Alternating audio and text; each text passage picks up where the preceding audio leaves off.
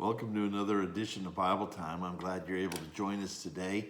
And we're continuing with the Believers Fellowship Daily Bible Reading. And we're looking today at chapters 19 and 20 of 2 Kings, which highlights King Hezekiah, one of the greatest kings in the history of Judah. And like I said yesterday, if you go to Jerusalem today, you'll see evidence of Hezekiah in a couple of different places. One place in particular is this place known as Hezekiah's Tunnel. Hezekiah's Tunnel, which is mentioned right at the very end of chapter 20. And it's a tunnel that was built to bring water from the Gihon Spring right outside the wall there of the old city of David, the place where Solomon was anointed as king following David, to bring water in from that source of the Gihon Spring and bring it in. That went down this tunnel to the Pool of Siloam. That should sound familiar to you too, especially if you're familiar with the New Testament and Jesus sending the blind man down to wash in the Pool of Siloam. And this thing is an amazing feat. It's 1,700 feet long, this tunnel, carved out of pure rock, and they had one team start at the Spring of Gihon, and the other one started at the Pool of Siloam, and they tunneled away until they met in the middle. How they did that, I don't know. It's an amazing thing, and if you go to Jerusalem today, you can take a walk down Hezekiah's Tunnel. You'll have water up to your knees, probably at least, and it'll be pretty dark in there, and in some places it's pretty close quarters. But it's an amazing thing to see and to think that this was done 2,700 years ago, that this happened.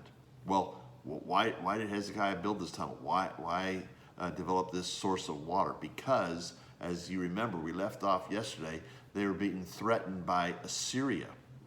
Syria is knocking on Jerusalem's door, and so Hezekiah wants to make sure that they've got a water source.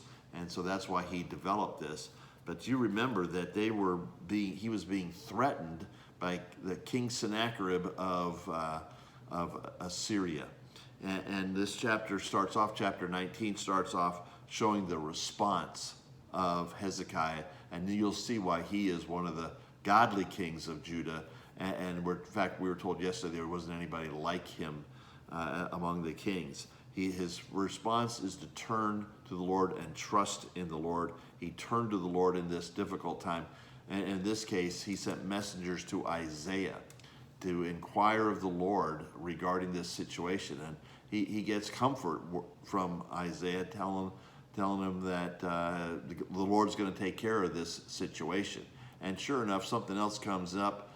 Sennacherib has to leave. They can't push on Jerusalem right now because they got an issue somewhere else. But they send a letter saying, hey, Jerusalem, don't think you're off the hook. Don't think we're forgetting about you. We're going to take care of this other thing. We're going to come back and get you. And you know, the commander of the army, a guy named, or a title, has the title Rabshakeh. I always thought that guy was kind of an interesting Rabshakeh. I wonder if his last name was O'Neill, Rabshakeh O'Neill. But anyways, here this time you see Isaiah turning to the Lord again.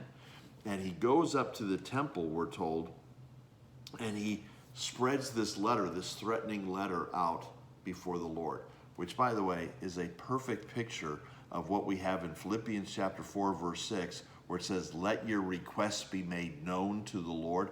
Lay them out in front of the Lord. That's exactly what Hezekiah is doing here. He lays out this letter before the Lord. And what an incredible prayer he utters here. You would do well to study that prayer and to highlight some of the things, some of the features. Like it's basically, he starts off with, hallowed be your name, talking about how great the Lord is.